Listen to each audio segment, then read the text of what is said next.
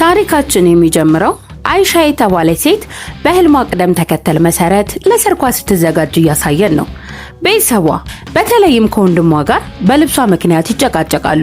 ቤተሰቦቿ ስለ ወደፊቷ ስለሚጨነቁ ከጋብቻ በኋላ እንዳሁኑ ነፃ እንደማትሆን በመናገር ይቀልዱባታል። ይሄኔ አባቷ ስለመጣ የልጅነት ጊዜዋን አስታውሳ ስሜታዊ ትሆናለች። በዚህ ሰዓት አላርም መጮህ ስለጀመረ በድንገት ከህልሟ ትነቃለች። አይሻ ስትነቃ ወንድሟ እንድትነሳ የክፍሏ በር ላይ ቆሞ እየጮህባት ነው። ምክንያቱም አይሻ አላርሙን በተሳሳተ መንገድ ስለሞላችው ዝም ብላ ተኝታ ነበረ። ወዲያው በቁርስ ሰዓት ላይ የአይሻ ቤተሰቦች ትርምስ ውስጥ ገብተዋል። ይሄኔ ወንድሟ አርፍዳ ስለተነሳች ይቆጣታል። ሌላኛው ወንድሟ ደግሞ ስለ ህይወቱ ቅሬታ እያሰማ ነው። በዚህ ሰዓት አያታቸው በማስታወስ ችግሮቿ ምክንያት የሁሉንም ሰው ስም መቀላቀል ትጀምራለች። ከቴሌቪዥን ድራማዎች ውስጥ ያሉ ገጸ ባህሪያትን ብቻ ነው የምታስታውሰው። ይሄኔ የአይሻ ወንድሞች ሱሪዋ በጣም እንደጠበቀ በስርዓት መልበስ እንዳለባት ስለነገሯት ልብሷን ለመቀየር ተገዳለች። እንደዚህ የሚያደርጉት ሰፈራቸው ውስጥ ያለ ቡናማ ጸጉር ያለው ልጅ ስለሚከታተላት እንደዚህ እንዳትለብስ ያደርጓታል። ከዚህ ሁሉ ግብግብ በኋላ አይሻ ወደ ስራ ለመሄድ ትወጣለች። ነገር ግን ወንድሟ በካፌው መንገድ እንዳትሄድ ስለከለከላት ቢርቅም በሌላ መንገድ ትሄዳለች። በዚህ መንገድ ብትሄድም ሳብሪ የተባለ የሰፈሯ ልጅ ታገኘዋለች። ሳብሪ አይሻን ስለሚወዳት እድል እንድትሰጠው ይለምናታል። ነገር ግን አይሻ በጣም ተቆጥታው ወንድሞቿ ቢያውቁ እንደሚደበድቡ በመናገር ታስጠነቅቀዋለች። ይሄ በእንዲህ እንዳለ በጣም ሀብታም የሆኑ ቤተሰቦችን እናያለን። የከሪም ሀብታም ቤተሰቦች ችግር ውስጥ ናቸው። ምክንያቱም ከሪም ባለፈው ምሽት ወደ ቤት አልመጣም። አባቱ ከሪም ኃላፊነቱን ስለማይወጣ እያማረረ ነው። ሚዲያዎች ስለ ከሪም ያኗኗር ሁኔታ ዜና ሲጽፉ እናቱ ለሱ መከላከሏን ትቀጥላለች። ስለዚህ ስለ ወደፊቱ ህይወቱና ኃላፊነቱን በአግባቡ ከሚወጣው እንዲሁም አውደ ጥናቱን ከሚያስተዳድረው ከታላቅ ወንድሙ ከሳሚር ጋር ያወዳድሩታል። በዚህ ሰዓት ከሪም አንድ ሴት አፓርታማ ውስጥ ስለነቃ ለቁርስ እንደሚገናኙ ይነግራታል። ነገር ግን አባቱ ባዘጋጀው አስፈላጊ አውደ ጥናት ላይ ለመገኘት አርፍዷል። ይሄኔ ጓደኛው ፋርካን አባቱ በጣም እንደተናደደና ወደ አውደ ጥናቱ ቶሎ መሄድ እንዳለበት ይነግረዋል። በአውደ ጥናቱ ላይ ጋዜጠኞችና ሚዲያዎች ቤተሰቡን ቃለ መጠይቅ ለማድረግ እየጠበቁ ስለነበረ የከሪም አባት ተቋሙን በኩራት አሳይቶ ሁለቱም ልጆቹ ንግዱን እንዲጀምሩ እንዴት እንዳሳመናቸው ይናገራል። ይሄኔ ሁሉም ጋዜጠኞች ከሪም የት እንደሆነ ይጠይቃሉ። ወዲያው የቤተሰብ ፎቶ ሊነሱ ስለነበረ ከሪም በሚያስደንቅ ሁኔታ ይደርሳል። ግን ረጋ ብሎ ፎቶ ለመነሳት ይቀርባል። ከዚህ በኋላ ቤተሰቡ ከጋዜጠኞች ጋር ቃለ ምልልስ ማድረግ ይጀምራሉ። በድንገት አንዲት ሚስጥራዊ ሴት ወደ ውስጥ ገብታ እየጮኸች የከሪምን ስም እየተጣራች ትርምስ ትፈጥራለች። ይህቺ ሴት በግልጽ ከሪም እንዳታለላት ስለተናገረች ከሪም በጭራሽ እንደማያውቃት ተናግሮ ልጅቷ የአእምሮ ችግር እንዳለባት ለሁሉም ሰው ይነግራቸዋል።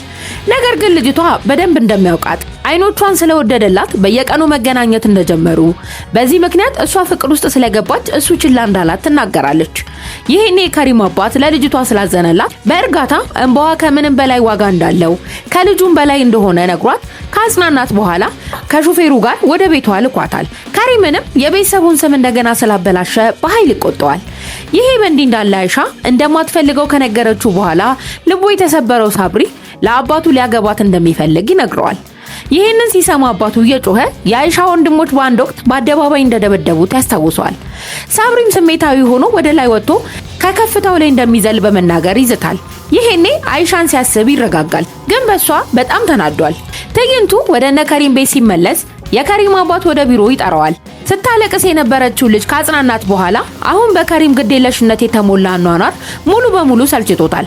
ስለዚህ ከሪምን ትዕግስቱ እንዳለቀ ባህሪውን መታገስ እንደማይችል ነግሮ ያስጠነቅቀዋል። በሌላ በኩል ራዛ ልጁ ሳብሪ ከእህቱ አይሻ ጋር ስላለው ግንኙነት ከቃዲር ጋር ለማውራት ስላሰበ በግልጽ ልጁን እንዲቆጣጠር ለቃዲር ይነግረዋል። ቃዲር ግን ይቅርታ ጠይቆ ሳብሪ አይሻን ከልብ እንደሚወዳትና ሊያገባት እንደሚፈልግ ከቤተሰቡም ጋር ለጋብቻ ለመጠየቅ ወደ ቤታቸው ለመምጣት ፈቃድ ይጠይቃቸዋል። ራዛ ግን መጀመሪያ እናቱና እህቱን ማማከር እንዳለበት ይመልስለታል። ቃዲር ከሄደ በኋላ የራዛ ታናሽ ወንድም ሳብሪ ሀብታምና ጥሩ ባል እንደሚሆን ይናገራል። ራዛ ግን አይሻን መጠየቅ እንዳለባቸው አጥብቆ ይከራከራል። ይሄኔ አንድ ጎረቤታቸው አይሻና ሳብሪ በድብቅ ሲነጋገሩ እንዳያቸው ይነግራቸዋል። ይሄ ነገር የአይሻን ወንድሞች ያስቆጣቸዋል።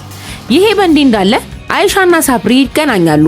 ሳብሪም ከሱ ጋር ጊዜ እንደማታሳልፍ በመናገር ችግሩን አሳውቋት ከጋብቻቸው በኋላ ነገሮችን የተሻለ እንደሚሆኑ ይነግራታል። ነገር ግን አይሻ እርግጠኛ አይደለችም። በሌላ በኩል ሀብታሙና ስርዓት የለሹ ከሪም ለቤተሰቡ የምትሰራ ሴት በትዕቢት ያሽኮረምማል። ልጅቷ ግን ይሄንን ነገር አልፈለገችም። ትዕይንቱ ሲቀየር የራዛ እናት በሳብሪ ሁኔታ ትጨነቃለች። ነገር ግን ወንድሙ ሳብሪ ሀብታም ስለሆነ እህታቸው በምቾት ትኖራለች ብሎ ያስባል። ምክንያቱም ጥምረታቸው ጥሩ እንደሆነ ስለሚያምን ውሳኔውን ለራዛ ትቶለታል።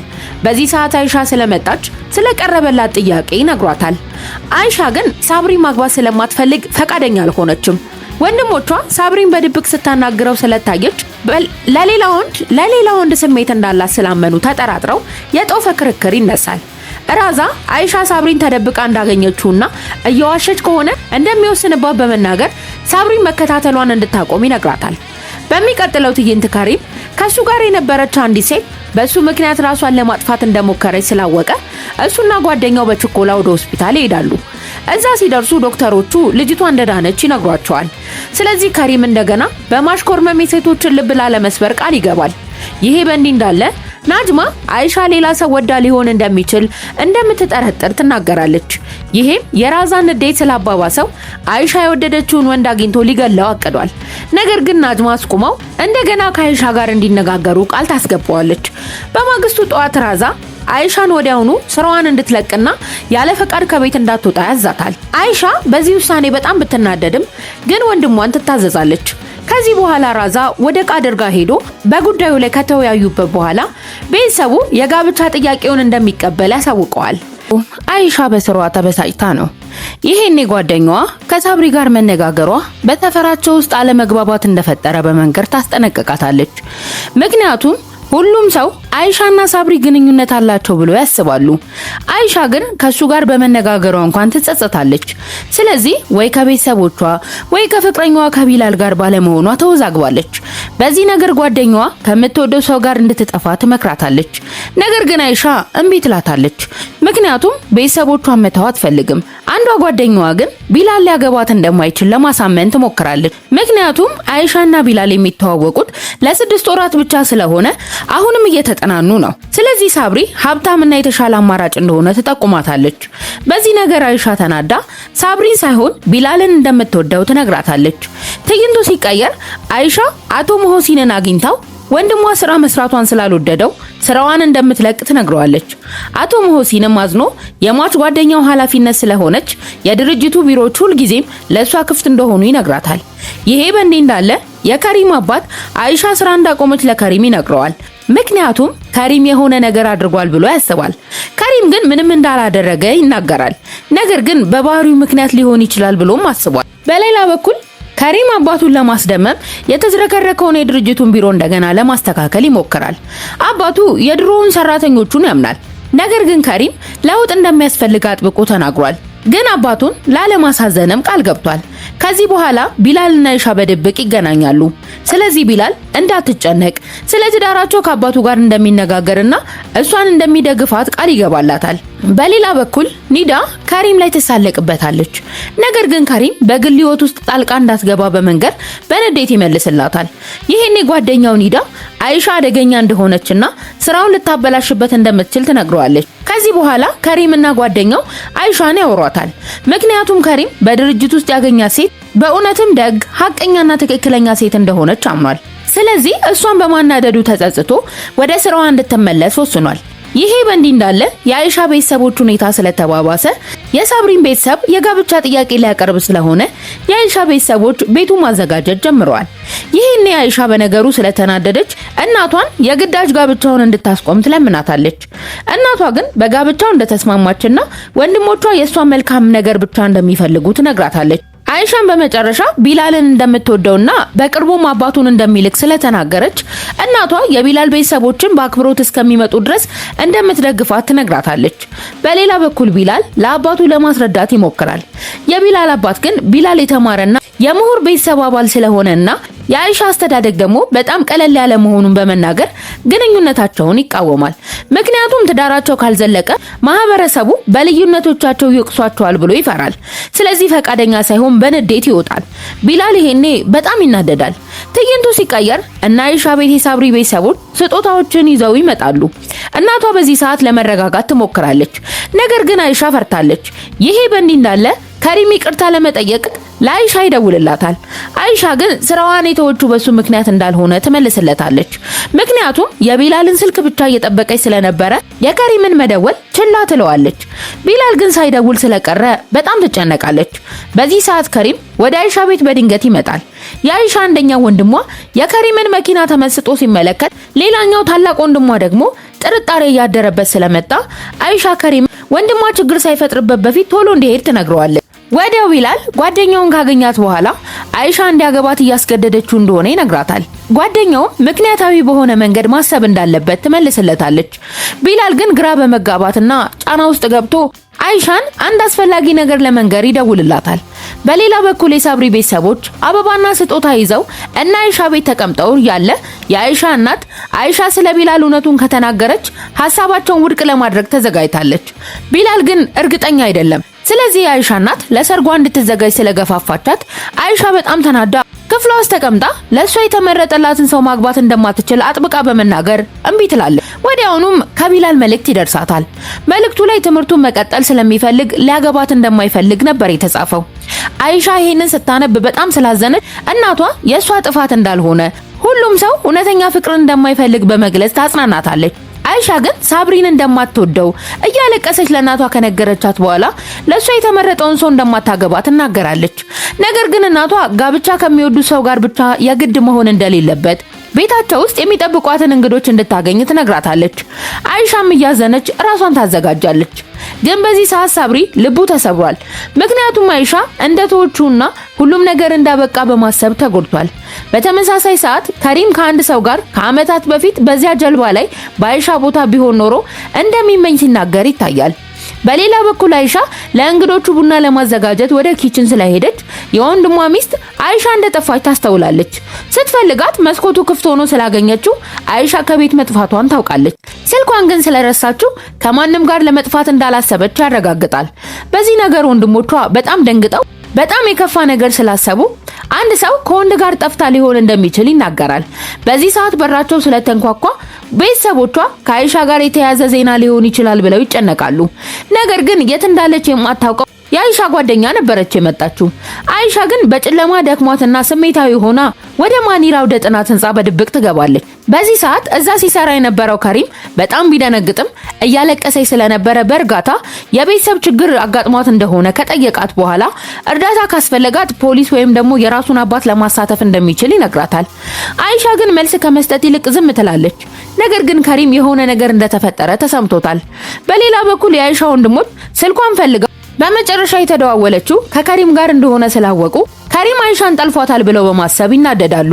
ከሪም ከአይሻ ጋር ምንም ግንኙነት ባይኖረውም እሱን ለመጋፈጥ ቆርጠው ወደ አውደ ጥናቱ ለመሄድ ተዘጋጅተዋል። በሌላ በኩል የከሪም ቤተሰቦች እራት እየበሉ ሲነጋገሩ በድንገት ይደወልላቸዋል።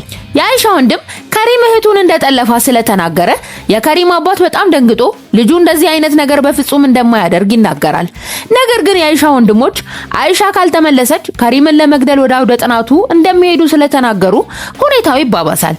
አይሻ አሁን በአውደ ጥናቱ ውስጥ ተደብቃ ስለነበረ ከከሪም ጋር ተገናኝታ ሙሉ አሳዛኝ ታሪኳን ትነግረዋለች። ቤተሰቦቿ እንዴት እንደሚቆጣጠሯት፣ ወንድሞቿ እንዳሰራ እንዴት እንደከለከሏትና የማትወደውን ሰው እንድታገባ እንዴት እንዳስገደዷትና ፍቅረኛዋ ቢላልም ያደረጋትን ትነግረዋለች።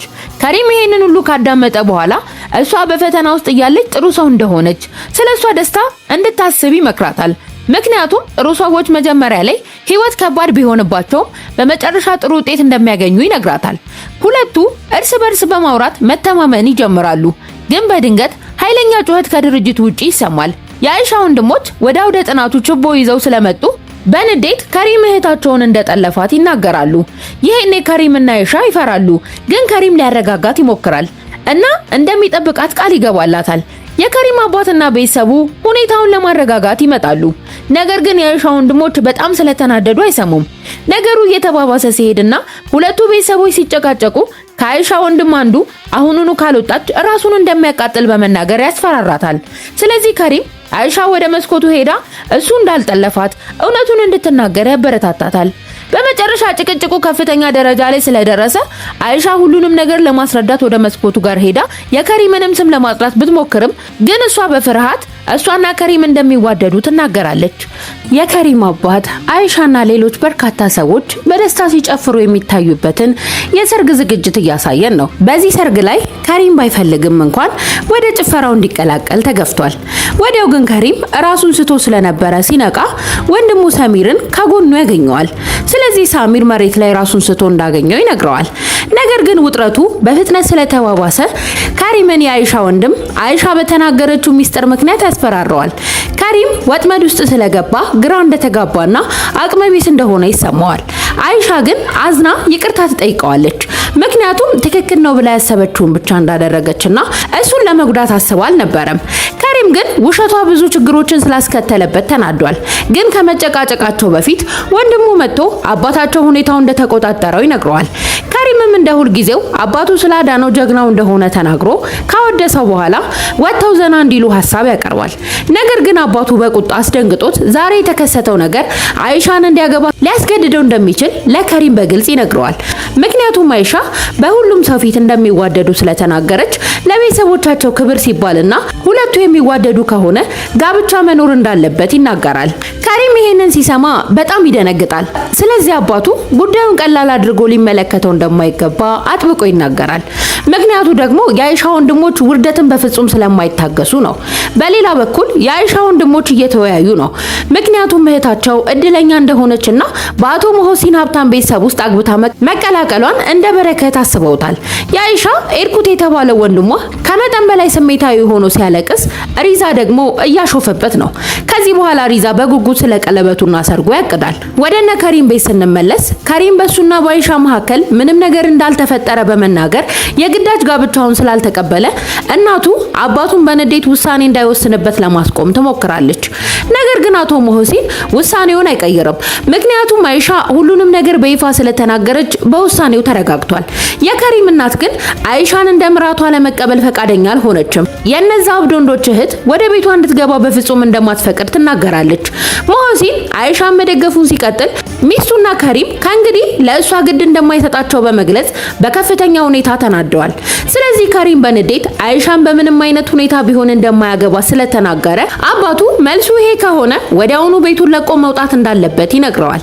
ከሪምም ምንም ቃል ሳይናገር ሻንጣውን ይዞ ሊወጣ ሲል አባቱ ከቤተሰቡ ምንም ነገር እንደማያስፈልገው፣ ገንዘብ፣ መኪና እንደማይጠቀም ስለተናገረው ከሪም ይሄዳል። እናቱም ደንግጣ አባቱን እንዲያስቆመው ትለምነዋለች። አባቱ ግን እሺ አይላትም። ይሄ በእንዲህ እንዳለ አይሻ ወደ አባቷ መቃብር ጋር ሄዳ ምን ያህል እንደተሰቃየች፣ ወንድሞቿ እንዴት እንደሚቆጣጠሯት፣ ሁልጊዜ ምርጫዋን እንደማይከተሉ፣ ክብሯን ለመጠበቅ ብቻ ስለዋሸች ወንድሞቿ ወደ አጣብቂኝ ውስጥ እንዳስገቧት ትነግረዋለች። ከሪምንም ወደዚህ ችግር ስለከተተችው ይቅርታ ካለችው በኋላ አሁን እሱ ማግባት ብቸኛው መውጫ መንገዷ ስለሆነ ወስናለች። ስለዚህ ከእንግዲህ ሌላ ሰው ለህይወቷ እንዲወስን አትፈቅድም። ወዲያው አቶ መሆሲን ቤቱ ሲደርስ ሚስቱ ከከሪም ይልቅ ስለ አይሻ ስለሚያስብ እሷም እንደምትሄድ በመናገር ታስፈራረዋለች። አቶ መሆሲን ግን ውሳኔዋን ከመቃወም ይልቅ አይሻ የሟች የቅርብ ጓደኛው ልጅ እንደሆነችና እሱ ሊጠብቃት እንደሚገባ ያስታውሳታል። እና አይሻ ቤት ሁሉም ለጋብቻው እየተዘጋጁ ስለሆነ አይሻ በሐዘን ስለደከማት አየር ለመቀበል ስትወጣ ወንድሟ ሪዛ በኃይል ስለተቆጣት ሁሉም ሰው ሊያረጋጋው ይሞክራል። ነገር ግን በባህሪዋና በልብሷ ላይ እንኳን ተናዷል። በሱሪያም ደስተኛ አይደለም። ሪዛ ሁሉንም ውሳኔዎቹን እስከሚወስን ድረስ ቤተሰቡ መጨነቁን ስለቀጠለ ማንም ሊከራከረው አይገባም። የወንድሙ ሚስትና እናቱ ጭቅጭቁን ለማቃለል ይሞክራሉ። ነገር ግን እንደ ባህላቸው እንደሚሄድ ተናግሮ በንዴት ይወጣል። በዚህ ሰዓት ከሪምና ጓደኞቹ የከሪም መኪና እንደጠፋ ያውቃሉ። መጀመሪያ ላይ እንደተሰረቀ አስበው ነበረ። ነገር ግን አቶ መሆሲን ራሱ ከቤት ከወጣ ከሪም እንዳይጠቀምበት እንዳደረገውና የክሬዲት ካርዶቹን እንኳን እንዳሳገደበት ያውቃሉ። ከሪም አባቱ ወደ ቤት እንዲመለስና እንዲያገባ ሊያስገድደው እየሞከረ እንደሆነ ይረዳል። ስለዚህ ባላደረገው ነገር እየተቀጣ ቢሆንም አይሻን ግን ፈጽሞ እንደማያገባት ይምላል። ከሪም የግዳጅ ጋብቻውን ሲቃወም፣ አይሻ ግን ዝም ብላ ብቸኛው መንገድ ስለሆነ ተቀብለዋለች። ከዚህ በኋላ ቤተሰቦቻቸው ሙሽራዋም ሆነች ሙሽራው የማይፈልጉትን ሰርግ ያዘጋጃሉ። እንደ ሙሽራ ተቀባይነት ያገኘው ከሪም መውጫ ለማግኘት በጣም ጓጉቷል። ምክንያቱም አይሻን አይወዳትም፣ እሷን የማግባት ፍላጎትም የለውም። በቀጥታ ማግባት እንደማይፈልግ የመናገር ድፍረትም የለውም። ስለዚህ ከታማኝና ከሞኝ ጓደኛው ቮልካን ጋር ያቅዳሉ። እቅዳቸው ግን ቀላል ነው። የአይሻ ወንድሞች ጋብቻቸውን ራሳቸው እንዲያስቆሙት የሚያደርግ ስራ ይሰራሉ። ስለዚህ ያልተለመዱ ልብሶችን ለብሰው ሞኝነት ተለማምደው በቤተሰቡ ራት ግብዣ ላይ እንደ መጥፎ ሰው ለመምሰል ይዘጋጃሉ። ነገር ነገር ግን እጣ ፈንታ እጅግ በጣም ጨካኝ ስለሆነች ለከሪምና ለቮልካን የሚያደርጉት ነገር ሁሉ እንደ ጥሩ ነገር ይተረጎማል። ጋብቻውን ከማስቆም ይልቅ የአይሻ ወንድሞች ከሪም አይሻን በፍቅር የሚያኖር ትሁት ንጹህ ልብ ያለው ሰው መሆኑን የበለጠ ያምናሉ። ስለዚህ እቅዳቸው ከሽፏል። ከሪም ለማምለጥ በጣረ ቁጥር የበለጠ ተጠምዶ እናገኘዋለን። ይሄ በእንዲህ እንዳለ አይሻ ህይወቷን አንድ ላይ ለማቆየት ትሞክራለች። ፊቷ በትህትና ፈገግ ቢልም ውስጧ ግን ፍርሃት፣ ድካምንና የልብ ሐዘኗን እየታገለ ነው። በዚህ ሰዓት የአይሻ ፍቅረኛ ቢላል ስህተት እንደሰራ በማመን አይሻ መልሶ ሊያገኛት ይሞክራል። ነገር ግን አይሻ በመጨረሻ ለራሷ ወግና ብቻዋን እንዲተዋት ትነግረዋለች። ቢላል ማንዣበቡን ስለቀጠለ ያልተፈለገው ዥንብር ይፈጠራል። የሰርጉ ዝግጅት እየቀጠለ ሲሄድ የከሪም እውነተኛ ማንነት መታየት ይጀምራል። በጭካኔ ተስፋ ቆርጦ አሁን የአይሻ ህይወት አስቸጋሪ ለማድረግ ወስኗል። በአእምሮ ውስጥ ጋብቻ ወጥመድ ሳይሆን መሳሪያ እንደሆነ አስቧል። ወዲያው ወደ ገበያ ማዕከሉ ስለሄዱ የከሪም እናት የኤልዳ ቀዝቀዝ ያለ አመለካከት አይሻን ምቾት ይነሳታል። የምትሰጠው እያንዳንዱ አስተያየት አይሻ በዚህ ቤተሰብ ውስጥ በፍጹም ተቀባይነት እንደማታገኝ ያስታውሳታል። የሁለቱም ቤተሰቦች ለሰርጉ ቀን እየገዙ እየተቀራረቡ ነው። ነገር ግን ስሜታዊነት ሁሉም ሰው ላይ ይታያል። ከሪምም ሁኔታውን በአይሻ ላይ በድብቅ ለመጠቀም ስላሰበ እያስመሰለ ነው። አይሻ ግን ከቤተሰቦቿ እንባዋን እየደበቀች ክብሯን ለመጠበቅ ትሞክራለች። ስለዚህ የአይሻ ወንድሞች ትክክለኛ ሙሽራ እንደመረጡ ስላመኑ እውነቱን አያውቁትም። አይሻ ልብሶችን ስትለካ ከሪም በተለመደው የቀልድና የማሽኮርመን ባህሪው ስላሾፈባት ስትበሳጭና ትግስቷን ሲያስጨርሳት እያየን ነው። ለአይሻ ቤተሰብ ገንዘብ ማግኘት በጣም ችግር ስለሆነ ረከስ ያለ የቀለበት ቀሚስ መምረጥ የጭንቀት ጊዜ ሆኖባቸዋል። እዚህ ሱቅ ውስጥ ደግሞ ያለው ውድ ልብስ ስለሆነ የአይሻን ቤተሰብ ድህነት ያረጋግጣል። ይሄኔ የከሪም እናት ራሷን እንደ ሀብታም በማሳየት ከአይሻ ቤተሰቦች ጋር ትፎካከራለች። በሁለቱ ቤተሰቦች መሀል ያለው ግንኙነት ቀላል እንዳልሆነ ገና በጅምሩ ግልጽ ሆኗል። እነዚህ ጫናዎች ቢኖሩም አይሻና ከሪም እንደ ተራ ባልና ሚስት ላለመምሰል የሚሞክሩባቸው ጊዜያት የላቸውም። ግን የከሪም እናት ጣልቃ የመግባት እድል በጭራሽ አታጣም። የአይሻን ቤተሰቦች መተቸት፣ በምርጫቸው ላይ አስተያየት መስጠትና ለመቆጣጠር ትሞክራለች። በተቃራኒው ደግሞ የከሪም አባት የልጁን የቅርብ ጊዜ ባህሪ ማድነቅ ስለጀመረ ከሪምን ጠርቶ በቁም ነገር ለመነጋገር ይሞክራል። ምክንያቱም ልጁ በመጨረሻ እንደበሰለና አሁን ከወንድሙ ከሰሚር የበለጠ ኃላፊነት ይሰማዋል ብሎ አምኗል። ከሪም በአባቱ ውሳኔ በጣም ቢደነግጥም በዛውም ልክ በጣም ተደስቷል። ግን አባቱ አንድ ቅድመ ሁኔታ አለው። ለ6 ወራት በትክክል ድርጅቱን ማስተዳደር አለበት። ምንም ውሸት፣ ስህተትና ግዴለሽነት የተሞላበት እርምጃ አይፈልግም። ከሪም ይሄንን ካሳካ ድርጅቱ የሱ ይሆናል። ከሪም በዚህ ነገር ስለተደሰተ ዜናውን ለወንድሙ ለመናገር ይቸኩላል። ምክንያቱም ወንድማማቾቹ ንግዱን ለማስፋፋትና ሁሉንም ነገር አብረው ለመቆጣጠር ያስቡ ነበረ። ስለዚህ ወንድሙ የ6 ወር ፈተናውን እንዲያሳካ ቀላል አድርጎ ማየት እንደሌለበት ያስጠነቅቀዋል። ነገር ግን ከሪም ቶሎ ለማሳካት ስለጓጓ ከአይሻ ጋር ያለውን ሁኔታ ማስተካከል እንዳለበት ይወስናል። ከዚህ በኋላ ለአይሻ ደውሎ ጋብቻቸውን ለማዘጋጀት መገናኘት እንዳለባቸው ይነግራታል። በሌላ በኩል አይሻ በዝምታ ለሟች አባቷ መልእክት ትጽፋለች። በፍርሃት ጥፋተኛ እንደሆነችና የማትኮራበትን ምርጫ እንዳደረገች ትጽፋለች። በዚህ ውሳኔዋ ደስታዋን ብቻ ሳይሆን የአባቷንም ትዝታ ልታጣ እንደምትችል ታስባለች። በማግስቱ አይሻና ከሪም አንድ ካፌ ውስጥ ስለተገናኙ ከሪም ጋብቻውን እንደተቀበለና እንደተረዳት ለሷ ውለታ ያደረገላት እንደሆነ በማሰብ እንዲሁም ስህተቶቿን ችላ ብሎ ማለፍ እንደሚችል ይነግራታል። ይህንን ስትሰማ አይሻ ንግግሩ ያስደነግጣታል። ስለዚህ ክርክራቸው ስለማያግባባቸው አይሻ ወጥታ መሄድ ባትችልም ለመቀመጥም በጣም ተጨንቃለች። ይሄ በእንዲህ እንዳለ ሳብሪ ስለ አይሻ ጋብቻ ሰምቶ ይጨነቃል። ይሄኔ የልጅነት ጓደኛው ቀስ ብሎ እንዲረሳት ለማሳመን ይሞክራል። አይሻ መንገዷን እንደመረጠችና አሁን ጣልቃ መግባቱ ነገሮችን እንደሚያባብስ ይነግረዋል። የቀለበቱ ቀን ሲደርስ የሁለቱም ቤተሰቦች በራሳቸው መንገድ ይዘጋጃሉ። የአይሻ ቤተሰቦች በቅንነት ቢዘጋጁም የከሪም ግማሾቹ ቤተሰቦች ወደ ቤታቸው በኩራት ይመጣሉ። የከሪም እናት እንደተለመደው የትችት አስተያየቷን ብትሰጥም ነገር ግን በሁለቱ በኩል ያሉት ሽማግሌዎች ክብርን ለማስጠበቅ ይሞክራሉ። ስርዓቱ ሲጀመር አይሻ ስለመጣች የከሪም አባት እጇን ከቤተሰቦቿ ለመጠየቅ ወደፊት ከወጣ በኋላ ስለሟቹ አባቷ በአክብሮት ተናግሮ ትርጉም ያለው ትስስር እንደሚኖራቸው ይናገራል። ከዚህ በኋላ አይሻና ከሪም ቀለበት ያደርጋሉ። አይሻ ግን እፎይታ ይሰማት እየፈራችና እየተጨነቀች እንደሆነ እንኳን እርግጠኛ አይደለችም። ዝግጅቱ ሲያልቅ ስጦታ ይሰጣጣሉ። ከዚህ በኋላ ሙዚቃ ተከፍቶ ሁሉም በደስታ ያወራሉ። አይሻ የደበቀችው እውነት ይወጣል ብላ ስትፈራ፣ ከሪም ደግሞ ድርጅቱን ለመውሰድ ቆርጧል። ስለዚህ 6 ወሩ የወደፊት ህይወቱን እንደሚያረጋግጥ ያምናል። ነገር ግን ወንድሙና የወንድሙ ሚስት በዝምታ የከሪምን እቅድ ለማበላሸት ያሴራሉ። ሳብሪም ከልቡ ሐዘን ጋር ሲታገል የአይሻ ቤተሰቦች ተስፋቸው ለምልሟል። ወዲያው ሳብሪ በምሽት ወደ አይሻ ቤት ሄዶ ስሟን እየጮኸ እየተጣራ ሊያስቆመው የሞከረውን ሰው በሙሉ ያስፈራራል። ይሄን ሪዛና ቤተሰቡ የበለጠ ኃይለኛ የሆነ ሲሄድና ቢላዋ ይዞ ማንም ሰው መብቱን እንዲሰርቅበት እንደማይፈቅድ ሲናገር ለማረጋጋት ይሞክራሉ። ከዚህ በኋላ ቤተሰቡ ሳብሪን አስገድደው የስነ ልቦና እርዳታ እንዲያገኝ አጥብቀው ይነግሩታል። ልክ ነገሮች እየተስተካከሉ ሲሄዱ ቢላል መጥቶ እሱና አይሻ እርስ በርስ እንደሚዋደዱ ስለተናገረ ቤቱ እንደገና ይበጠበጣል። የከሪም ቤተሰቦች አይሻን ማን እንደሆነ ይጠይቋታል። በዚህ ሰዓት ሳብሪ ተደብቆ ስለነበረ ትርምስ ውስጥ ስለተቀላቀለ ነገሩ ወደ ግጭት ይለወጣል። በዚህ ሰዓት ጎረቤቶቻቸው ይሰባሰባሉ። ይሄኔ ቤተሰቡ እርስ በርስ መደባደብ ይጀምራል። ስለዚህ ሁኔታው ከቁጥጥር ውጪ ስለሆነ ፖሊስ ይመጣል። እንደ እድል ሆኖ ምንም ጉዳት አልደረሰባቸውም። ነገር ግን ሁሉም ተዋርደዋል። ምክንያቱም ወሬው በፍጥነት ኦንላይን ላይ ዜና ሆኖ ስለተሰራጨ የሁለቱም ቤተሰቦች አፍረዋል። ከዚህ በኋላ የከሪም እናት አይሻን የወደፊት አማቿ አድርጋ እንደማትቀበላት፣ ቤተሰቦቿ ችግር ብቻ እንደሚፈጥሩ ትናገራለች። አቶ ሞሆሲን ግን ለአይሻ ለመከላከል እየሞከረ በአስቸጋሪ ሁኔታ ውስጥ የምትገኝ ጥሩ ሴት እንደሆነች አጥብቆ ከተናገረ በኋላ ጊዜ እንደሚለወጥና እንደዚህ ያሉ ግጭቶች ብዙ ጊዜ እንደሚከሰቱ ለሁሉም ሰው ያስታውሳል። አሁንም የቤተሰቡ ውጥረት እየጨመረ ስለሄደ ጋብቻቸው በተናወጠ መሬት ላይ ይቆማል። ይሄ በእንዲህ እንዳለ አይሻን ወንድሟ ሪዛ ቢላል ማን እንደሆነ ለማወቅ ይጠይቃታል። ስለዚህ አይሻ ቢላል ባትፈልገውም ከስራ ስትወጣ እንደሚወዳት በመናገር እንደሚከታተላት ብትነግራቸውም ይጣላሉ ብላ ስላሰበች እንደደበቀቻቸው ትመልሳለች። ነገር ግን ሪዛ ለማመን ፈቃደኛ ስላልሆነ ቢላልም ሆነ ሳብሪ እንዳታለለቻቸው ማንም ሰው ተስፋ ካልተሰጠው በስተቀር ሴት ልጅ ላይ እንደማይጣበቅ ይናገራል። አይሻ ተጎድታና ተስፋ ቆርጣ ሪዛ አግብታ እስከምትወጣ ከቤት ከወጣች እንደሞተች እንድትቆጥር ሲናገር ታዳምጣለች።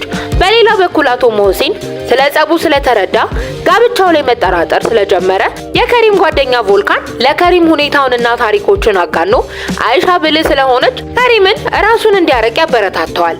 በዚህ ሰዓት ከሪም ከአባቱ ጋር ስለተነጋገረ አባቱ ከሪምም የሆነ ነገር እንደደበቀ ይጠራጠራል። ከሪም አይሻን እንደሚወዳት ተናግሮ ማንንም እንዳላታለለ ይክዳል።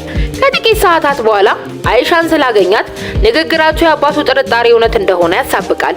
ይሄ በእንዲህ እንዳለ ከሪምና አይሻ እርስ በርስ እንደማይግባቡ ቢያምኑም ነገር ግን ሁኔታው በጣም የተወሳሰበ ሆኗል። የአይሻ ስም አሁንም አደጋ ላይ ነው። ግን ከሪም ወንድሞቿ ቢያስፈራሩትም አይሻን ብቻዋን መተው አልፈለገም። ባያፈቅራትም እሷን ለመርዳት በስርዓት ግዴታ እንዳለበት ይነግራታል። ይሄን ትርምስ ማስቆሚያው ብቸኛው መንገድ ለ1 ዓመት በፍቅር እንደቆዩ በማስመሰል የሁሉንም ሰው ክብር ለመጠበቅ በመጋባት እንደተስማሙ በመናገር አይሻ የከሪምን አባት ለማሳመን ስትሞክር፣ ከሪም ደግሞ ወንድሞቿን ለማሳመን ይሞክራል። ታሪካቸውን ታማኝ ለማድረግ የፍቅር ታሪካቸውን መፍጠር ይጀምራሉ። የተፈጠረው ታሪክ ድርጅት ውስጥ እንደተጋጩና ይቅርታ እንደተባባሉ፣ ቀስ በቀስ በፍቅር እንደወደቁ፣ ይሄ ታሪክ ሁለቱንም ቤተሰቦች ሊያሳምን የሚችሉበትን አሳማኝ ታሪክ እስከሚያገኙ ድረስ ታሪኮችን እንደገና ይፈጥራሉ። በተመሳሳይ ጊዜ ጄዳ ቢላልን አግኝታው ስለ አይሻና ከሪም ታናግረዋለች። ጄዳ አጠራጣሪ ነገር እየተፈጠረ መሆኑን ቢላል እውነቱን እንዲያውቅ የአይሻን የቅርብ ጓደኛ እንዲያናግር ትነግረዋለች። ቢላልም በጣም ተጎድቶ ስለነበር በቸልተኝነት ያዳምጣታል። በመጨረሻ የሆነውን በሙሉ ለአይሻ ወንድም ስለነገሩት ወንድሟ በሚያስደንቅ ሁኔታ ይደግፋቸዋል። ምክንያቱም እውነተኛ ፍቅር በጭራሽ መቆም እንደሌለበት ስለሚያምን ግንኙነታቸውን እንደሚጠብቅ ቃል ገብቷል። ነገር ግን ሁሉም ነገር ንጹህ አይደለም። ከሪም ጋብቻውን ለግል ጥቅሙ ለመጠቀም አቅዶ ድርጅቱንና ንብረቱን ከ6 ወራት በኋላ እንዴት በእጁ ላይ እንደሚያስገባ ሲያወራ አይሻ እውነቱን በድንገት ሰምታ ከከሪም ጋር በሐዘንና በቁጣ ትጋፈጣለች። ባልፈለገችው የውሸት ጋብቻ እቅድ በማውጣቷ እንደተከዳች ይሰማታል። ከሪም ግን ስለነገሩ ሊያሳምናት ይሞክራል። አይሻ ግን ለመረዳት ፈቃደኛ ስላልሆነች በንቀት ጥላው ትሄዳለች። ይሄ በእንዲህ እንዳለ ከሪምን የምትወደው ጄዳ ለዓመታት በዝምታ የወደደችው ከሪም ሌላ ሴት ሲያገባ ለማየት ስላልተዘጋጀች በቅናት ህመሟን ትታገላለች። የልጅነት ትዝታዎቿንም ታስታውሳለች። ነገር ግን ፍቅሯ ያንድ ወገን ሆኖ እንደሚቀጥል አምናለች።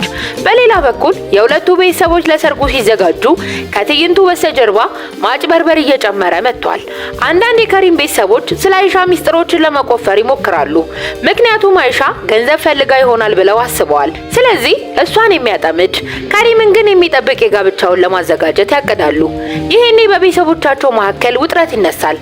አይሻ ደግሞ ክብሯን ለመጠበቅና ማንነቷን ለማሳየት ትሞክራለች። በተመሳሳይ ጊዜ ሌላ የቤተሰብ ድራማ ይፈጠራል። የከሪም ወንድም ሰሚርና ሚስቱ ሁሊያ ስለ ቤተሰባቸው የወደፊት ሁኔታ ለመቆጣጠር የማይሆን መፍትሄዎችን በማምጣት ይከራከራሉ። የከሪም ቤተሰብ በፍጥነት ሰርግ ለማዘጋጀት ሲሯሯጥ፣ አንዳንዶቹ ጋብቻውን ይደግፋሉ፣ ሌሎቹ ደግሞ ስለሚተቿቸው ከሪምና አይሻ እርስ በርስ መጨቃጨቅ ይጀምራሉ። ሁለቱም አሁን እርስ በርስ ለመቆየት ይሞክራሉ። ስለዚህ ከሪምና አይሻ ለመነጋገር ወደ ውጪ ወጥተው ሁሉም ነገር በቤተሰቦቻቸው ፊት ጥሩ እንደሆነ በማስመሰል ከውጥረትና ከተደበላለቀ ስሜት ጋር ይታገላሉ። ቢላል ጄዳን አግኝቷት አይሻ ከከሪም ጋር ሰዎች እንደሚያስቡት በጭራሽ እንዳልተሳተፈች እሱም በጣም ተወደው እንደነበረ ተናግሮ እንደ ማስረጃ ፎቶዎችን ያሳያታል።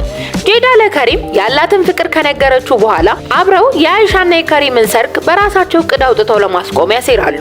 ይሄ በእንዲህ እንዳለ ከሪም በሁሉም በኩል ጫና ውስጥ ስለገባ አይሻንም በከባድ የጋብቻ ውል ጫና ሊያሳድርባት አስቧል። ምክንያቱም እናቱ ፊርማ ሳይኖር ሰርጉን ለመደገፍ ፈቃደኛ ስላልሆነች ነው። ስለዚህ ጓደኛውን ቮልካን ይደግፈዋል። ነገር ግን የውሉ ሁኔታዎች በጣም ጥብቅ ስለሆነ አይሻ በፍጹም ልትፈርምበት እንደማትችል ስለነገረው ከሪም ውሉን እንዳታስተውል ትኩረቷን ለመከፋፈል ይወስናል። ከዚህ በኋላ ከሪምና አይሻ ይገናኛሉ። ይሄኔ አይሻ የጋብቻ ውሉን ስታነብ እንደሚቆጣጠሯትና የሚያዋርዷትን ሁኔታዎች መኖራቸውን ታስተውላለች። ከቤት ብቻዋን መውጣት ስለማትችል አይሻ ተናዳ ውሉን ለመፈረም ፈቃደኛ ስላልሆነች ከሪም ሊያሳምናት ይሞክራል። አይሻ ግን ስላልተቀበለችው ከሪም አባቱም ይሄንን ነገር ካወቀ ድርጅቱን እንደሚያጣ በመፍራት የአይሻን ፊርማ ለማስመሰል ይወስናል። ቮልካን ስህተት እንደሆነ ቢነግረውም ነገር ግን ከሪም በሱና በፍላጎቱ መሃል ምንም ነገር መግባት እንደሌለበት በማመን ቆርጧል። ስለዚህ የአይሻን የቅጥር ሰነድ ከድርጅቱ ሰርቀው ፊርማውን ያስመስላሉ። ከዚህ በኋላ ለከሪም እናት ወረቀቱን ይሰጧታል። እሷም ስለማታለያው ሳታውቅ በደስታ ትቀበላቸዋለች። ይሄ በእንዲህ እንዳለ የአይሻ የቅርብ ጓደኛ ጎንጃ ስለመጣች እርቅ እንደምትፈልግ ተናግራ ከከሪም ጋር ስለምትገናኘው ጄዳ ስለተባለችው አታላይ ሴት ነግራት ለማስጠንቀቅ ትሞክራለች። አይሻ ግን እሷን ለማመን ፈቃደኛ አልሆነችም። ምክንያቱም ከዚህ በፊት የከዳቻትን ታስታውሳለች። በሌላ በኩል የከሪም ወንድምና ሚስቱ ስለራሳቸው ያልተስተካከለ ጋብቻ ያወራሉ። የምትመጣው አዲሷ ሙሽራ አይሻ ሁሊያ እሷን እንደማትበልጣት ስትናገር፣ የከሪም እናት ግን ሁሊያ ለቤተሰቡ ወራሽ ባለመስጠቷ ትሳለቅባታለች። በዚህ ንግግሯ አይሻ ወደ ቤታቸው ከገባች በኋላ ልታስወግዳት እንደምትችል ፍንጭ ሰጥታታለች። በሌላ በኩል ከሪም አይሻን ለመውሰድ ራሱ ከመሄድ በምትኩ ሾፌር ለመላክ ይወስናል። ይሄ ግን በባህላቸው መሰረት ሹፌር መላክ ጥፋት ነው። ይሄንን ስትሰማ የከሪም እናት ደንግጣ ጋብቻው በጥቂት ወራት ውስጥ እንደሚፈርስ ታሳምነዋለች። በመጨረሻ ቤተሰቡ አይሻን ለመውሰድ ተዘጋጅቷል።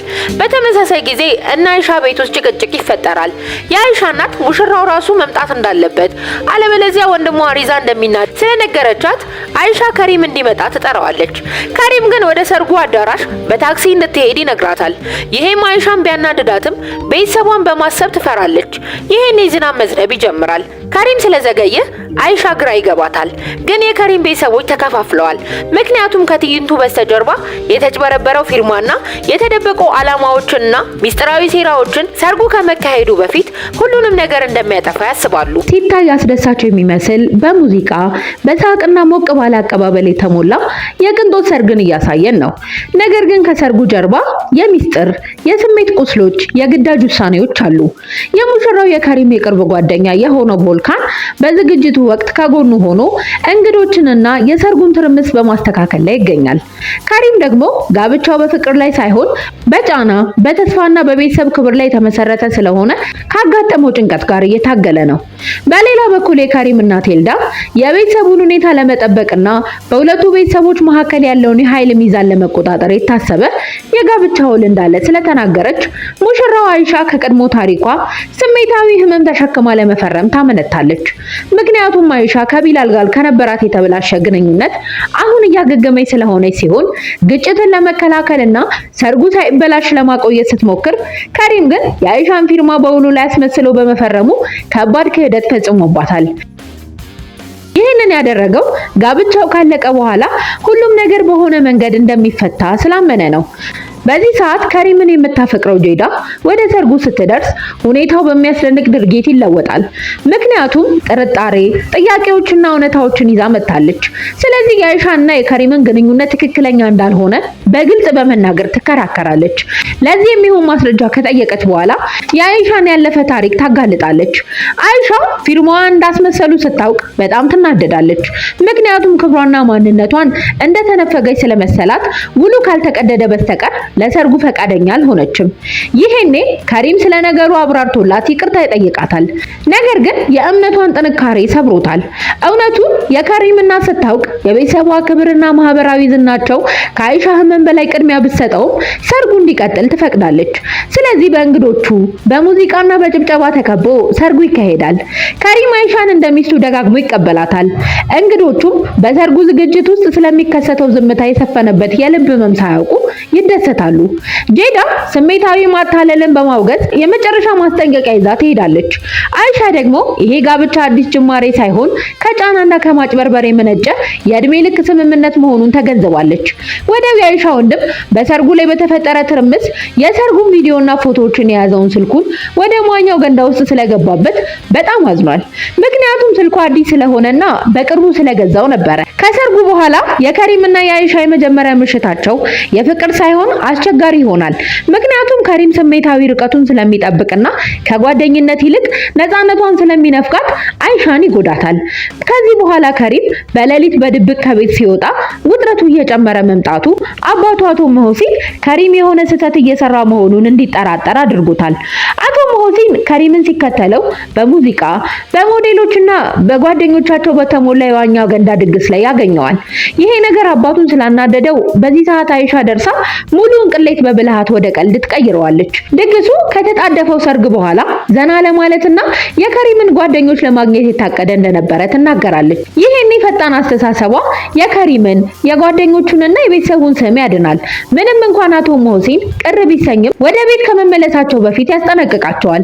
ወደ ቤት እንደተመለሱ ከሪም የአይሻን ጥረት ከማድነቅ ይልቅ የፌዝ ባህሪውን እያሳያት ትዳራቸው ምን ያህል ያልበሰለ መሆኑን ቢያመለክትም በወረቀት በመጫወት አልጋው ላይ ማን እንደሚተኛ ይወስናል። በማግስቱ ጠዋት አይሻ ላይ ቤተሰቡ ቁርስ ላይ ያሾፍባታል። ግን እነሱ የውሸት ፈገግታ ያሳያሉ። ነገር ግን በረሮች በኩሽና ውስጥ ሲገኙ ነገሮች ይበላሻሉ። በዚህ ሰዓት የከሪም እናት ለበረሮ መምጣት ምክንያት የሆነችው የአይሻ እቃዎች እንደሆኑ ተናግራ ትወቅሳታለች። ስለዚህ አይሻን አዋርዳ ያለባትን ጭፍን ጥላቻ ታሳያታለች። አቶ መሆሲን ነገሩን ለማስተካከል ቢሞክርም ማስተካከል ግን አልቻለም። ምክንያቱም አይሻ ብቻዋን ወደ ዩኒቨርሲቲ በመሄድ ነፃነቷን ማወይ ስለምትፈልግ አጥብቃ ትከራከራለች። ነገር ግን ከሪም አብሯት እንደሚሄድ ይወስናል። ወደ አብረው ለመሄድ ስለተነሱ አይሻ ከሪም ሙዚቃውን ከመጠን በላይ ስለከፈተው ሌላ ጭቅጭቅ ትፈጥራለች። ስለዚህ ከሪም በቁጣ ሊቆጣጠራት እንደመጣና በመኪና ውስጥ ምንም እንዳትነካ በማሳሰብ ትዕቢቱንና ጋብቻው ሸክም እንደሆነ የሚሰማውን ስሜት ያሳያታል። ግጭታቸው የቀጠለው ሰዎች በሚያውቋቸውና ፎቶ ማንሳት በሚጀምሩበት የቤት ዕቃ መሸጫ ውስጥ ስለሆነ ይሄ ከሪምን በጣም እንዲናደድ ያደርገዋል። ከዚህ በኋላ አይሻ ወደ ዩኒቨርሲቲ የሄደችው ዝውውር ለመጠየቅ ብቻ እንደሆነና ከጋብቻ በላይ የራሷ ምኞት እንዳላት ትነግረዋለች። ከዚህ በኋላ አይሻ እናቷ በጣም ስለናፈቀቻት እሷን ማየት እንደምትፈልግ ስለተናገረች ለአይሻ በእናቷ ቤት ላይ እራት እንድትጋበዝ ምክንያት ሆኗታል። በዚህ ነገር ከሪም ፈቃደኛ ባይሆንም በቤተሰቡ ጫና ምክንያት ለመሄድ ይስማማል። ይሄ በእንዲህ እንዳለ የአይሻ ቤተሰቦች በሚያደርጉ ዝግጅት መሃል የከሪምን የምግብ ምርጫ ሲያስቡ ሀብታም ስለሆኑ አትክልት ወይንም ጥሬ ምግቦችን ብቻ ይበላሉ ብለው በማሰብ ሲከራከሩ፣ የከሪም ጓደኛ ግን ጋብቻ ህይወቱን እንዳሻሻለው በመናገር ከሪም ላይ ያሾፍበታል። በተመሳሳይ ጊዜ አቶ ሙህሲን ውድ ስጦታ በመግዛት አይሻን በዝምታ ይደግፋታል። ከሁሉም በላይ ደግሞ የዩኒቨርሲቲ ዝውውሯ እንዳልተሳካ ካወቀች በኋላ በድርጅቱ ውስጥ የመስራት እድል ይሰጥቷታል። አይሻ እድሉን በክብር ተቀብላ በማንም ከመመካት ይልቅ በራሷ ጥንካሬ ለመማርና ለመስራት ቆርጣለች። ይሄ ውሳኔዋ የከሪም እናት ኤልዳንና ጄዳን በድብቅ ስላስቆጣቸው በአይሻ ላይ ሴራ ማሳየር ይጀምራሉ። ስለዚህ ከጋብቻው ጀርባ የተደበቁ ምክንያቶችን ፈልፍለው ማስረጃ ለማግኘት ቃል ገብተዋል። አይሻ ወደ ድርጅቱ ከተቀላቀለች በኋላ የደንበኞችን አያያዝ መማር ትጀምራለች። ከሪም ደግሞ ሚስቱ አሁን በአባቱ ቁጥጥር ስር እየሰራች መሆኑን ሲያውቅ በጣም ይደነግጣል። ምንም እንኳን አይሻ ምንም አይነት ማብራሪያ እንደማትሰጠው በግልጽ ብትናገርም ምሽት ላይ ከሪም እና አይሻ ወደ አይሻ ቤተሰቦች ቤት ይሄዳሉ። እዛ እንደደረሱ ሞቅ ያለ አቀባበል ይደረግላቸዋል። ከሪም ግን ስለ ሆቴል ቆይታ ሰበብ በማቅረብ ቶሎ ለመሄድ ይሞክራል። ነገር ግን የአይሻ ቤተሰቦች እዛ እንዲያድሩ ስላስገደዷቸው ይሄ ሁኔታ ለከሪም የማይመች ፈተና ይሆናል። ስለዚህ ከሪም በንዴት ቅሬታውን ሲያቀርብ አይሻ ግን በእርጋታ ለአንድ ቀን ሌሊት ብቻ እንደሆነ ታስታውሰዋለች። ግን ከሪም እንደምንም ብሎ በስራው አሳቦ ከወጣ በኋላ እዛው ይቀራል። አይሻ ደግሞ መኪና ስለሌለው እንደቆየ በመናገር ኃላፊነቱን ትወስዳለች። በዚህ ሰዓት ከሪም ስለመጣ የሐሚድ ሚስት ምጥ ስለጀመራት ሴትዮዋን ወደ አዋላጅ ዶክተር ጋር መውሰዱን ይናገራል። ግን ይሄንን ሲናገር አይሻ በአዘኔታ ህመሟን ትቋቋማለች። በዚህ ሰዓት ውጥረቱ እየጨመረ ሲሄድ ከሪም የስራ ጉዳይ ለመፍታት ሲሄድ ሴትዮዋን በአጋጣሚ እንዳገኛትና እናትየዋንም ሆነ ልጁን ያዳነ የወቅቱ ጀግና አድርጎ ራሱን ያወድሳል። የአይሻ ቤተሰቦችም ከሪምን እንዳዳኝ በመቁጠር ሲያወድሱት አይሻ ደግሞ ዝም ብላ እየተመለከተች ከሪም በችግሩ አሳቦ እንደዋሻትና እንደተዋት ተረድታለች። ከሪም የሰፈሩ ጀግና እንደሚሆን በማሰብ ቢኩራራም አይሻ ግን ከእንግዲህ እሱን አታምነውም። ምክንያቱም ለሁሉም ነገር የእሷን ጥረት ብታደርግም ክህደትና መገለል ተሰምቷታል። ይሄ ክስተት ግን ለከሪም ከአይሻ ቤተሰብና ከሰፈሩ ከፍተኛ ምስጋና አስገኝቶለታል። ስለዚህ የሰፈሩ ጀግና ሆኗል። አይሻ ሰዎች ባሏን ሲያደንቁትና እድለኛ ብለው ሲጠሩት ዝም ብላ ታዳምጣለች። ምክንያቱም ከድርጊቱ ጀርባ ያለውን ሙሉ እውነት ታውቃለች። ከዚህ በኋላ ቤተሰቧን ተሰናብተው ይሄዳሉ። የአይሻ ቤተሰቦች በደስታ ተሞልተዋል። ነገር ግን ድብቅ ውጥረቶች አሁንም አሉ። ወደ እነ ከሪም ቤት ስንመለስ በበረሮቹ ምክንያት በአይሻ ላይ ፍትሃዊ ያልሆነ ክስ ቢመሰረትም ለበረሮቹ መምጣት ምክንያት የአይሻ ንብረት ሳይሆን የማረቃቸው መሆኑን አውቀዋል። ስለዚህ አይሻን የወቀሷት የከሪም ቤተሰቦች አይሻን ይቅርታ ይጠይቋታል። ይሄ በእንዲህ እንዳለ አቶ ሙህሲን ድርጅቱ ላይ ከባድ ችግር መፈጠሩን ያውቃል። ምክንያቱም አንድ ማህበራዊ ሚዲያ በብራንዳቸው ሴት ደንበኞቻቸውን እንደሰደቡ በመክሰሱ የድርጅቱ ስምና ሽያጭ አደጋ ላይ ስለተጣለ ነው። ለዚህ ነገር ጄዳ ወዲያውኑ አይሻን ትወነጅላታለች። ከደንበኞቻቸው ጋር ተገቢ ያልሆነ ባህሪ ማሳይታለች ብላ ትከሳታለች። አይሻ ግን መመሪያዎቹን ብቻ እንደተከተለችና ማንንም እንደማትሳደብ በመናገር ክሶቹን ትክዳለች። ሁኔታው እየተባባሰ ሲሄድ አንዳንድ አስተያየቶች በአይሻ አካውንት እንደተለጠፉ የሚያሳዩ ማስረጃዎችን ያገኛሉ። ይሄም ለአጭር ጊዜ በጋጠ ወጥነት አንድ ሰው አካውንቷን አላግባብ እንደተጠቀመባት ብትናገርም በእሷ ላይ ጥርጣሬዎች እየተባባሱ ይሄዳሉ። ከዚህ በኋላ ከሪም፣ ቮልካን እና አቶ ሙህሲን ጉዳዩን ሲመረምሩ የድርጅቱ የኢንተርኔት ሲስተም ለ20 ደቂቃዎች በአይቲ ሲስተም ምክንያት መበላሸቱን ያውቃሉ። ይሄም አንድ ሰው ወደ አይሻ አካውንት እንዲገባና አስተያየቶችን ሆን ብሎ እንዲለጥፍ እንዳስቻለው አውቀዋል። ጥፋተኛውን ወዲያውኑ ባያውቁትም ይሄ ነገር የአይሻን ስምና የድርጅቱን ታማኝነት ለማበላሸት የታሰበ ሴራ እንደሆነ ግልጽ ሆኗል። አይሻ ብትዋረድም አስተያየቶችን በማጥፋት ህዝቡን ይቅርታ በመጠየቅ የተበሳጨውን ደንበኛ ወደ ቢሮ በመጥራት መፍትሄ በመፍጠር ለማረጋጋት ትሞክራለች። ደንበኛው እንደመጣ አይሻን ስለ አቋሟና መልኳ የብልግና ቃላት ስለተናገረ እንደገና ነገሩ ሊበላሽ ይደርሳል። ይሁን እንጂ አቶ ሙህሲንና ከሪም በፍጥነት ጣልቃ ገብተው ደንበኛውን ይቅርታ ጠይቀው ካሳ ስለሰጡት ሁኔታው ይረጋጋል። ውጥረቱ ሲረጋጋ ውስጣዊ የቤተሰቡ ግጭት እየተባባሰ ይሄዳል።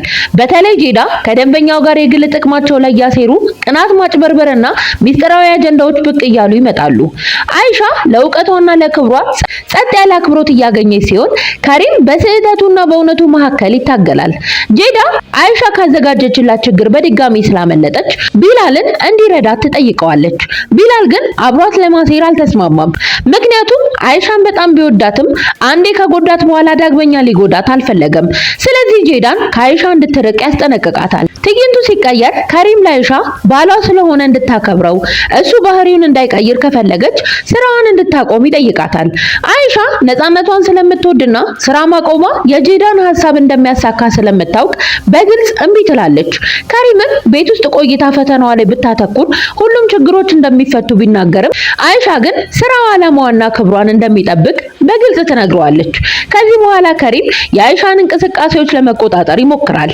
ይሄ በእንዲህ እንዳለ አቶ መሆሲን ቤተሰቡ አንድ እንዲሆንና የልጅ ልጆቹ ቤቱን እንዲሞሉት እንደሚፈልግ ሲናገር ቀደም ሲል የነበረው ውዝግብ ስለቀነሰ እፎይታ ተሰምቶታል። ምክንያቱም በመጨረሻ ከሪም እንደተለወጠና ፈጣሪ የቤተሰቡን ክብር እንደመለሰ ስለተሰማው ነበረ። ስለዚህ ሁሉም ሰው ሲረጋጋ አቶ መሆሲን ባልተጠበቀ ሁኔታ አይሻ አሁንም ድርጅት ውስጥ እንደምትረዳው አሳውቋል። ይሄ ውሳኔ ከሪምንም ሆነ ጄዳን አስደንግጧል። ነገር ግን አይሻ በልበ ሙሉነት ተቀብላ ጠንክራ ለመስራት ቃል በመግባት የአቶ መሆሲንን አክብሮትና እምነትን አግኝታለች። በሌላ በኩል ቮልካን ለመጀመሪያ ጊዜ የሚወዳትን ሴት ከተዋት በኋላ ስሜታዊ ውርደት ደርሶበታል። ከሪም በዋና ዳር ዝግጅት ላይ ቢገኝም ይህም በራስ መተማመን ውጫዊ ክፍል ያልተለመደ ተጋላጭነት አሳይቷል። ይህን የአቶ መሆሲን ጣልቃ ገብቶ ያገቡ ወንዶች ድንበሮቻቸውን ማክበር እንዳለባቸው በማስታወስ ቮልካንን እንዲወጣ ያደርገዋል። ስለዚህ ከሪምን በሌላ ቅሌት ውስጥ ከመያዝ ያድነዋል።